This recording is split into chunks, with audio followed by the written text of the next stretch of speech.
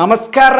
ಕರ್ನಾಟಕ ಗಿಲ್ಲಿ ಬರೆದ ಮತ್ತೊಂದು ಹೊಸ ಮಹತ್ವದ ದಾಖಲೆ ಅಥವಾ ಗಿಲ್ಲಿ ಬರೆದ ಮತ್ತೊಂದು ಬಹುದೊಡ್ಡ ದಾಖಲೆ. ಮಂಡ್ಯದ ಗತ್ತು ಇಂಡಿಯಾಗೆ ಗೊತ್ತು ಅಥವಾ ಗಿಲ್ಲಿಯ ಗತ್ತು ಇಂಡಿಯಾಗೆ ಗೊತ್ತು ಎನ್ನುವಂಥ ವಿಚಾರದ ಬಗ್ಗೆ ಮುಂದೆ ಮಾತಾಡಕ್ಕೆ ಬಂದಿನಿ. ಏನಪ್ಪಾ ಅಂದ್ರೆ ಇವತ್ತು ಕರ್ನಾಟಕದೊಳಗ ಗಿಲ್ಲಿ ಏನೋ ಬಹುದೊಡ್ಡ ಮಟ್ಟಿಗೆ ಹೆಸರು ಮಾಡಿಬಿಟ್ಟದ. ಬಿಗ್ ಬಾಸ್ ಗೆದ್ದಿದ್ದ ಅವನು ಯಾರ ಕೈಯಾಗ ಸಿಗುವಲ್ಲ, ಎಲ್ಲಿಗೂ ಸಿಗುವಲ್ಲ, ಎಲ್ಲಿ ಮಕ್ಕೊಂತಾನೆ, ಎಲ್ಲಿ ಊಟ ಮಾಡ್ತಾನೆ, ಎಲ್ಲಿ ಎದ್ದೇಳ್ತಾನೆ, ಏನು ವಿಚಾರ ಮಾಡ್ತಾನೆ ಅಂತಕ್ಕಂಥದ್ದೇ ಅವನಿಗೆ ಗೊತ್ತಿಲ್ಲ.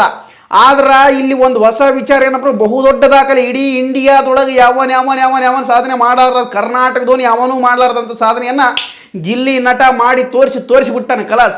ಇವತ್ತೇನಪ್ಪ ಅಂದ್ರೆ ಸಿನಿಮಾ ನಟದಲ್ಲೇ ಆಗಿರ್ತಾನೆ, ಆದ್ರೆ ಪಳಾರ್ ಸಿನಿಮಾ ನಟ ಆಗಿರ್ಬೋದು. ಬಟ್ ಬಿಗ್ ಬಾಸಿನ ಮೂಲಕ ಇಡೀ ಇಂಡಿಯಾವನ್ನ ಸುತ್ತಿದಂತಹ ಅಥವಾ ಇಂಡಿಯಾಕ್ಕೆ ತನ್ನ ಗತ್ತನ್ನು ತೋರಿಸಿದಂತಹ ಏಕೈಕ ಬಿಗ್ ಬಾಸ್ ಅಥವಾ ಕನ್ನಡ ಸ್ಟಾರ್ ನಟಪ್ಪ ಅಂತಂತಂದ್ರೆ ಅದು ಬಿಗ್ ಬಾಸ್ನ ಸೀಸನ್ 12ರ ವಿನ್ನರ್ ಗಿಲ್ಲಿ ನಟ ಒಬ್ಬನೇ. ಕಲಾಸ್ ಮುಗಿತ್, ಫಿನಿಶ್. ಮತ್ತೇನು ವಿಷಯ ಏನಪ್ಪಾ ಅಂತಂತಂದ್ರೆ ಇಲ್ಲಿ ಇಂಡಿಯಾ ಬಿಗ್ ರಿಯಾಲಿಟಿ ಬುಕ್ ಅಂತ ಬರೀತಾರ. ಅಂದ್ರೆ ಇಂಡಿಯಾ ಬಿಗ್ ರಿಯಾಲಿಟಿ ಬುಕ್ ಅಂದ್ರೆ ಅದು ಇಂಡಿಯಾದೊಳಗ ರಿಯಾಲಿಟಿ ಶೋಗಳ ಒಂದು ಬುಕ್ ಅನ್ನ ಬರೀತಾರ. ಆ ಪುಸ್ತಕದೊಳಗ ಮಹತ್ವದ ಸ್ಥಾನವನ್ನ ಪಡ್ಕೊಂಡಿದ್ದಾನೆ ಗಿಲ್ಲಿ. ಎಷ್ಟನೇ ಸ್ಥಾನ, ಏನು ವಿಷಯ, ಹೆಂಗ್ ಬಂತು, ಹೆಂಗ್ ಹೋಯ್ತು ಎಲ್ಲ ತಿಳ್ಕೊಳ ಬರ್ರಿ ಪಾಟ್ನ. ಅಂದ್ರ ಗಿಲ್ಲಿ ನಟ ಬಿಗ್ ಬಾಸ್ ಸೀಸನ್ 12ರ ಗಿಲ್ಲಿ ನಟ ಕರ್ನಾಟಕದಾದ್ಯಂತ ಬರೇ ಬಿಗ್ ಬಾಸ್ನ ಮೂಲಕ ಮನೆ ಮಾತಾಗಿದ್ದಂಥ ಗಿಲ್ಲಿ ಇವತ್ತು ಇಂಡಿಯಾಕ್ಕೂ ಕೂಡ ಮನೆ ಮಾತಾಗುವಂಥ ಸಂದರ್ಭಕ್ಕೆ ಬಂದಾನ. ಹೇಳಕ್ ಬರಂಗಿಲ್ಲಮ್ಮ, ಅತಿ ದೊಡ್ಡ ಬಿಗ್ ಬಾಸ್ ರಿಯಾಲಿಟಿ ಶೋ ಆಗಿರುವಂಥ ಹಿಂದಿ ಬಿಗ್ ಬಾಸ್ ಶೋಗೂ ಆಯ್ಕೆ ಆಗಿಬಿಟ್ಟ. ಬಟ್ ಅವ್ರಿಗೆ ಏನು ವಿಷಯಪ್ಪ ಅಂದ್ರೆ ಹಿಂದಿ ಬರ್ತೈತಿಲ್ಲ, ನನಗೆ ಗೊತ್ತಿಲ್ಲ. ಹಿಂದಿ ಬಂತಪ್ಪ ಅಂದ್ರೆ ಕಂಪಲ್ಸರಿ ಆಗಿ ಹಿಂದಿ ಬಿಗ್ ಬಾಸ್ಗೆ ಪಕ್ಕ ಕರಿತಾರ. ಅದು ಎಷ್ಟು ಪೇಮೆಂಟ್ ಕೊಡ್ತಾರ ಕೇಳ್ತಾರ, ಅಷ್ಟು ಪೇಮೆಂಟ್ ಕೊಟ್ಟು ಗಿಲ್ಲಿಯನ್ನು ಕರ್ಕೊಂಡ್ಬರ್ತಾರೆ. ಅಷ್ಟರ ಮಟ್ಟಿಗೆ ಗಿಲ್ಲಿ ಮೇಲೆ ಅಭಿಮಾನ, ಅಷ್ಟರ ಮಟ್ಟಿಗೆ ಗಿಲ್ಲಿ ಮೇಲೆ ಕ್ರೇಜ್ ಉಟ್ಕೊಂಡು ಬಿಟ್ಟೈತಿ. ಅಂದ್ರೆ ವಿಚಾರ ಮಾಡ್ರಿ ನೀವು, ಇಂಡಿಯಾ ಬಿಗ್ ರಿಯಾಲಿಟಿ ಬುಕ್ ಎನ್ನುವಂಥದ್ದು ಒಂದು ಪುಸ್ತಕ ಬರೀತಾರೆ. ಅಂದ್ರೆ ಬಿಗ್ ಬಾಸ್ ಶೋಗಳಲ್ಲಿ ಅತಿ ಹೆಚ್ಚು ಹೆಸರು ಮಾಡಿರುವಂತಹ ಒಬ್ಬ ಅಭ್ಯರ್ಥಿಯನ್ನ ಅಥವಾ ಅತಿ ಹೆಚ್ಚಾಗಿ ಐಪ್ ಕ್ರಿಯೇಟರ್ ಮಾಡಿರುವಂತಹ ಅಥವಾ ಅತಿ ಹೆಚ್ಚಾಗಿ ಅಭಿಮಾನಿ ಬಳಗವನ್ನು ಗಳಿಸಿರುವಂತಹ ಒಬ್ಬ ಬಿಗ್ ಬಾಸ್ ಸ್ಪರ್ಧಿಯ ಹೆಸರನ್ನ ಪಬ್ಲಿಷ್ ಮಾಡ್ತಾರ. ಆ ಬುಕ್ಕಿನೊಳಗ ಇಡೀ ಬಿಗ್ ಬಾಸ್ ಇತಿಹಾಸದಲ್ಲಿ ಯಾರ್ಯಾರು ಏನೇನು ಸಾಧನೆ ಮಾಡ್ಯಾರ, ಅವ್ರು ಎಷ್ಟೆಷ್ಟು ಸ್ಥಾನವನ್ನು ಪಡ್ಕೊಂಡಾರ, ಆ ಸ್ಥಾನದ ಮುಖಾಂತರ ಬಹುದೊಡ್ಡ ಚರ್ಚೆ ಒಳಗಾಗಿರ್ತಕ್ಕಂಥ ವ್ಯಕ್ತಿಯನ್ನ ಆ ಬುಕ್ಕಿನೊಳಗೆ ಬರೆಯಲಾಗ್ತದೆ, ಫೋಟೋ ಸಮೇತ. ಸೊ ಇಲ್ಲಿ ಹೊಸ ವಿಷಯ ಏನಪ್ಪಾ ಅಂತಂದ್ರೆ ಗಿಲ್ಲಿ ಕೂಡ ಆ ಇಂಡಿಯಾ ಬಿಗ್ ರಿಯಾಲಿಟಿ ಬುಕ್ ಎನ್ನುವಂಥದ್ರಲ್ಲಿ ಹೆಸರು ಪಡ್ಕೊಂಡಾನ. ಅದು ಎಷ್ಟನೇ ಹೆಸರು ಪಡ್ಕೊಂಡಾನ? 3ನೇ ಸ್ಥಾನವನ್ನು ಪಡ್ಕೊಂಡಾನ. ಅಂದ್ರೆ ಇಡೀ ಕರ್ನಾಟಕದೊಳಗೆ ನಮ್ಗೆ ಇನ್ನು ಈಗ ನಡೆಯಕಚ್ಚವ ಬಿಗ್ ಬಾಸ್ ಸೀಸನ್ 13 ಸ್ಟಾರ್ಟ್ ಆದ್ರೆ 13 ಮುಗಿದಿರೋದು 12. ಹಿಂದಿ ಒಳಗೆ 19 ಭಾಷೆ ಮುಗಿದು ಬಿಟ್ಟವ. ಈಗ ಸ್ಟಾರ್ಟ್ ಆದ್ರೆ 20ನೇ ಬಿಗ್ ಬಾಸ್ ಸೀಸನ್ 20 ನಡೆಯಕಚ್ಚೈತೆ. ಮರಾಠಿ ಒಳಗೆ ಎಷ್ಟೆಷ್ಟು ನಡೆದಾವ ಗೊತ್ತಿಲ್ಲ. ಕರ್ನಾಟಕದೊಳಗೆ 12 ಮುಗಿದಾವ.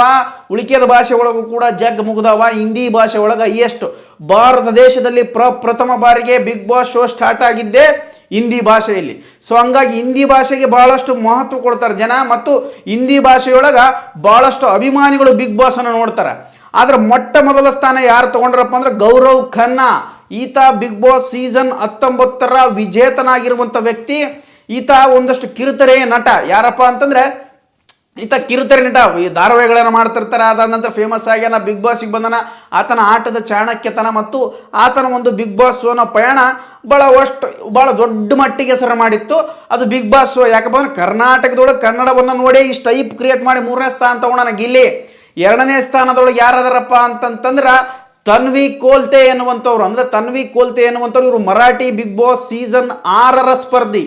ಸೊ ಅವರು ಅಲ್ಲಿ ಪ್ರಥಮ ಸ್ಥಾನವನ್ನು ಪಡ್ಕೊಂಡು ಒಬ್ಬ ಹೆಣ್ಣು ಮಗಳಾಕಿ, ಆಕೆಯ ಆಟ, ಆಕೆಯ ಧೈರ್ಯಶಾಲಿ ಮತ್ತು ಆಕೆಯ ಮಹತ್ವ ಮತ್ತು ಆಕೆಯ ವ್ಯಕ್ತಿತ್ವದಿಂದ ಆಕೆ ಆ Marathi show Bigg Boss season 6ರ ವಿನ್ನರ್ ಆಗ್ತಾಳೆ. ಸೊ ಹಂಗಾಗಿ ಇವರಿಬ್ಬರು ಪ್ರಥಮ ಮತ್ತು ದ್ವಿತೀಯ ಸ್ಥಾನವನ್ನು ಪಡ್ಕೊಂಡಿದ್ರೆ 3ನೇ ಸ್ಥಾನವನ್ನು ಗಿಲ್ಲಿ ಪಡ್ಕೊಂಡ. ಗಿಲ್ಲಿ ನಟ, ನಮ್ಮ ಕರ್ನಾಟಕದ ಹುಲಿ, ಹಳ್ಳಿಯ ಪ್ರತಿಭೆ, ಗಂಡು ಮೆಟ್ಟಿದ ನಾಡು ಮಂಡ್ಯದ ಗಂಡು, ಹುಲಿ ಅಂಬರೀಷ್ ಅವರ ನಂತರ ಮಂಡ್ಯದ ಗಂಡು ಎಂದು ಹೆಸರಾಗುತ್ತಿರುವಂಥ ಗಿಲ್ಲಿ ನಟ 3ನೇ ಸ್ಥಾನವನ್ನು ಪಡ್ಕೊಂಡಾನ. ಅಂದ್ರೆ ಇಡೀ ನೀವು ಪ್ರಪಂಚದೊಳಗೆ ಇವತ್ತು ಬಿಗ್ ಬಾಸ್ ಶೋ ಬೇರೆ ದೇಶದೊಳಗೆ ನಡೀತಾವಲ್ಲ ಗೊತ್ತಿಲ್ಲ. ನಮಗಂತೂ ನಮ್ಮ ಕರ್ನಾಟಕ ಬಿಟ್ಟರೆ ಬದಿದ್ದಿದ್ದು ಏನೋ ಗೊತ್ತಿದ್ದಿಲ್ಲ. ಗಿಲ್ಲಿಯಿಂದ ಉಳಿಕೆದೆಲ್ಲ ತಿಳ್ಕೊಳಂಗಾಗೈತಿ. ಪ್ರಪ್ರಥಮ ಬಾರಿಗೆ ವಿಷಯವನ್ನು ವಿಶ್ಲೇಷಣೆ ಮಾಡಿಬಿಡಮ್ಮ. ಈ ಹಿಂದಿ ಪ್ರಪ್ರಥಮ ಬಾರಿಗೆ 19 ವರ್ಷಗಳಿಂದ ನಡೆಯಕೈತಿ ಅಲ್ಲಿ. ಅಂದ್ರೆ ಬಿಗ್ ಬಾಸ್ ಸೀಸನ್ ದೊಡ್ಡ ಐಪ್ ಕ್ರಿಯೇಟ್ ಐತೆ. ಅದಕ್ಕೆ ಕರ್ನಾಟಕದೊಳಗೆ ಅಷ್ಟು ಐಪ್ ಕ್ರಿಯೇಟ್ ಇದ್ದಿಲ್ಲ. ಈಗೀಗ ಇತ್ತೀಚೆಗೆ ಕಾರ್ತಿಕ್ ಸಂಗೀತ, ಅದಾದಮೇಲೆ ಇವರು ಗಿಲ್ಲಿ ನಟರದು, ಅದಕ್ಕಿಂತ ಮುಂಚೆ ಇನ್ನೊಂದು ಯಾವುದೋ ಶೋ ಆಗಿತ್ತು, ಕುರಿ ಪ್ರತಾಪ್ ಅವ್ರದ್ದು, ಕುರಿ ಪ್ರತಾಪ್ ಅವರಲ್ಲ, ಇವ್ರದ್ದು ಅವ್ರ ಹೆಸರೇನಪ್ಪ ಪ್ರಥಮ್, ಒಳ್ಳೆ ಹುಡುಗ ಪ್ರಥಮ್, ಅವ್ರ ಸೀಸನ್ ಒಂದು ಸ್ವಲ್ಪ ಹೆಸರು ಮಾಡಿದ್ರ. ಮತ್ತು ಗಿಲ್ಲಿ ನಟನ ಶೋನೇ ದೊಡ್ಡ ಫೇಮಸ್ ಆಗಿರುವಂಥದ್ದು. ಸೊ ಈಗ ವಿಚಾರ ಮಾಡಮ್ಮ ಗಿಲ್ಲಿ ಎಷ್ಟರ ಮಟ್ಟಿಗೆ ಗತ್ತಾದ ಗಿಲ್ಲಿಗೆ ಅನ್ನುವಂಥದ್ದು. ಯಾಕಂದ್ರೆ ಹಿಂದಿಗೆ ಬಹಳಷ್ಟು ಜನ ಹಿಂದಿ ನೋಡ್ತಾರೆ ಬಿಗ್ ಬಾಸ್, ಬಟ್ ಆದ್ರೆ ಕನ್ನಡವನ್ನು ಕೂಡ ಎಲ್ಲ ಕಡೆಯಿಂದಲೂ ಆವರಿಸಿ ಆ ರಿಯಾಲಿಟಿ ಬುಕ್ನೊಳಗೆ ಹೆಸರು ತಗೋಬೇಕಂತ ಸಾಮಾನ್ಯ ಮಾತಲ್ಲ. ಕರ್ನಾಟಕದೊಳಗೆ ಯಾವುದೇ ಬಿಗ್ ಬಾಸಿನ ಸ್ಪರ್ಧಿ ಕೂಡ ಹೆಸರಲ್ಲ, ಒಂದು ಇದು ಕೂಡ ಇಲ್ಲ, ಒಂದು ಚಿಹ್ನೆ ಕೂಡ ಇಲ್ಲ ಅಂತಾರೆ ಅದರಂತ. ಬಟ್ ಗಿಲ್ಲಿಗೆ ತಮಿಳು, ತೆಲುಗು ಎಲ್ಲ ಬಿಗ್ ಬಾಸ್ ಶೋಗಳು ಯಾರ್ಯಾರು ಬಿಗ್ ಬಾಸ್ ಅಭಿಮಾನಿಗಳಿದ್ದಾರೆ ಇಡೀ ಇಂಡಿಯಾ ದೇಶದೊಳಗೆ, ಆ ದೇಶದೊಳಗೆ ಇರ್ತಕ್ಕಂಥವ್ರು ಎಲ್ಲರಿಗೂ ಗೊತ್ತು ಗಿಲ್ಲಿಯ ಗತ್ತು ಎನ್ನುವಂಥ ವಿಚಾರದೊಳಗೆ ಹೇಳ್ಬೋದು. ಅಷ್ಟರ ಮಟ್ಟಿಗೆ ಹೆಸರು ಮಾಡಿಬಿಟ್ಟಾನ ಗಿಲ್ಲಿ. ಅಂದರೆ ಗಿಲ್ಲಿ ನಿಜವಾಗಲೂ ಅವನಿಗೆ ಏನು ಆ ರೇಂಜಿಗೆ ಕಲೆ ಆದ. ಇವತ್ತು ನಿಜವಾಗ್ಲೂ ಮನಸ್ಸು ಮಾಡಿದ್ರೆ ಕನ್ನಡ ಭಾಷೆ ಎಲ್ಲ ಉಳಿದಂತೆ ಎಲ್ಲ ಭಾಷೆಯವರು ಕೂಡ ಕರ್ನಾಟಕದಾಗ ಎಷ್ಟು ರೊಕ್ಕ ಕೊಟ್ಟಾರ ಅದಕ್ಕಿಂತ ಡಬ್ಬಲ್ ರೊಕ್ಕ ಕೊಟ್ಟು ಅವನಿಗೆ ಬಿಗ್ ಬಾಸ್ ಕರೆಸ್ತಾರೆ. ಯಾಕಪ್ಪ ಅವನಿಗೆ ಕನ್ನಡ ಭಾಷೆ ಬರ್ತೈತಿ, ಬಂದರೆ ಹಿಂದಿ ಬರ್ಬೋದು. ನನಗನ್ಸಿ ಮಟ್ಟಿಗೆ ಹಿಂದಿನೂ ಬರಲ್ಲ.